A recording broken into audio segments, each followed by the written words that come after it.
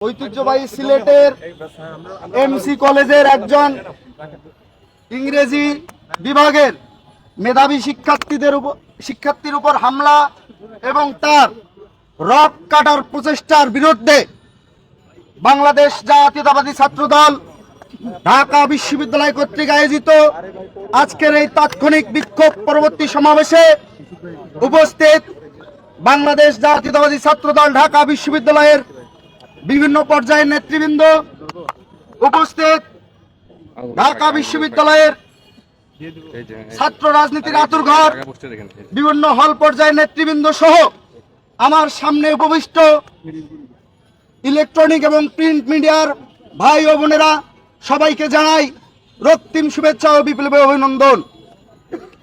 প্রিয় উপস্থিতিবৃন্দ, আপনারা ইতিমধ্যেই জেনেছেন বাংলাদেশের ঐতিহ্যবাহী খুলনা প্রকৌশল বিশ্ববিদ্যালয়ের মাননীয় ভিসি মহোদয়ের উপর একদল উচ্ছৃঙ্খল শিক্ষার্থী বৈষম্য বিরোধী ব্যানারকে তথা সাধারণ শিক্ষার্থীর নামে বেশ ধরে লাঞ্ছনা করেছে, হামলা করেছে। একজন শিক্ষার্থী হিসেবে আমি এই লাঞ্ছনা এবং হামলার তীব্র নিন্দা ও প্রতিবাদ জানাই।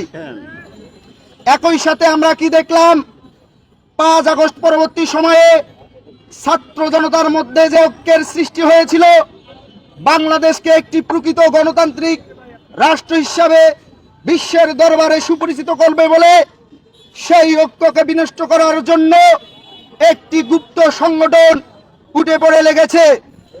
উপস্থিত সহযোদ্ধা বন্ধুগণ, সিলেটের এমসি কলেজের ঘটনা আজকে ব্যথিত হৃদয়ে আরো আঘাত হানে।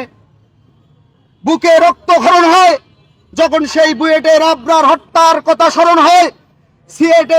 সিলেটের এমসি কলেজের সেই হামলাকে, সেই নিহত আবরারের কথা আবার স্মরণ করে দিল, মনে করিয়ে দিল।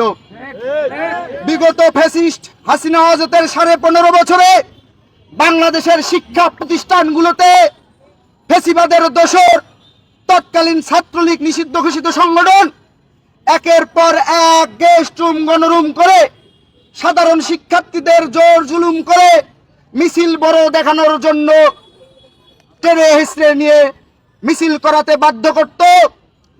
সেই ধারাবাহিকতা 5 আগস্ট পরবর্তী সময়ে আমরা শিক্ষার্থী সমাজ ভেবেছিলাম হয়তোবা আর কেউ সুযোগ পাবে না, কিন্তু আমরা কি দেখলাম, সিলেটের এমসি কলেজের একজন শিক্ষার্থী 5 আগস্ট পরবর্তী সময়ে তার মনের ধারণা, মনের আশা, মনের আকাঙ্ক্ষা বাংলাদেশে একটি গণতান্ত্রিক পরিবেশ সৃষ্টি হোক, বাংলাদেশের সবাই গুপ্ত না থেকে ওপেন স্পেসে সবাই তার গণতান্ত্রিক স্পেসে এসে রাজনীতি করুক, এই স্ট্যাটাস ফেসবুক মাধ্যমে দিয়েছিল বলে গুপ্ত সংগঠন এবং আমরা ইলেকট্রনিক এবং প্রিন্ট মিডিয়ায় জানতে পেরেছি ওই 71-এর পরাজিত শক্তি শিবিরের কর্মীরা তাকে বেধড়ক পিটিয়েছে এবং একটা পর্যায়ে তার রক কটার অপচেষ্টা করেছে।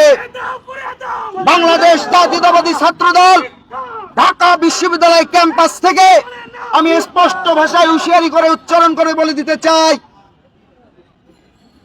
বাংলাদেশ জাতীয়তাবাদী ছাত্রদল সবসময় মানুষের গণতান্ত্রিক মতামতকে মূল্যায়ন করার জন্য তার কর্ম পরিকল্পনা নির্ধারণ করে। বাংলাদেশ জাতীয়তাবাদী ছাত্রদল সবসময় যে কোনো সাধারণ শিক্ষার্থী, জ্ঞানীজন, গুণীজন, সমাজের পিছিয়ে পড়া, এগিয়ে পড়া যে ধরনের মানুষ হোক না কেন, বাংলাদেশ জাতীয়তাবাদী ছাত্রদলের যৌক্তিক সমালোচনা করবে।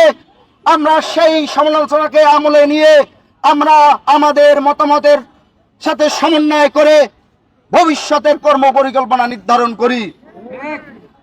সিলেটের এমসি কলেজের সেই শিক্ষার্থী হয়তোবা সেই গুপ্ত সংগঠনকে উদ্দেশ্য করে তাদের ভালোর জন্য একটি মতামত দিয়েছিল। তারা সেই মতামতকে, তার সেই যৌক্তিক মতামতকে সাদরে গ্রহণ না করে তার রক কাটার মতো অপরাধ করার চেষ্টা করেছে। বিগত দিনগুলোতে আমরা দেখেছি যখনই এই গুপ্ত সংগঠনটি কোনো ক্যাম্পাসে একটি অবাধে চলাফেরার সুযোগ পায়, একটু তার অবস্থান জানান দেওয়ার পরিবেশ পায়, তখনই সে তার মতো করে শিক্ষার্থী সমাজের মধ্যে বিভ্রান্ত তৈরি করে সাধারণ শিক্ষার্থীদেরকে একটি ট্রমার মতো রেখে যায়, সেই ফেসিবাদের দোসর বাংলাদেশ ছাত্রলীগের মতো।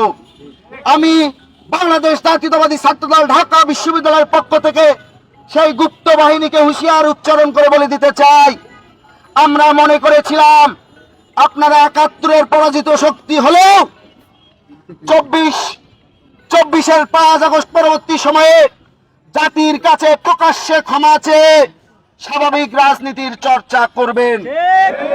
কিন্তু না, আপনারা কি শুরু করলেন? আপনার আধিপত্য বিস্তার করার জন্য একের পর এক মব সৃষ্টি করে সাধারণ শিক্ষার্থীদের নাম ব্যবহার করে আপনারা নামে বেনামে বিভিন্ন দোকান খুলে বসলেন। আপনারা মনে করলেন বাংলাদেশের মতো রাষ্ট্রে আপনারাই মেধার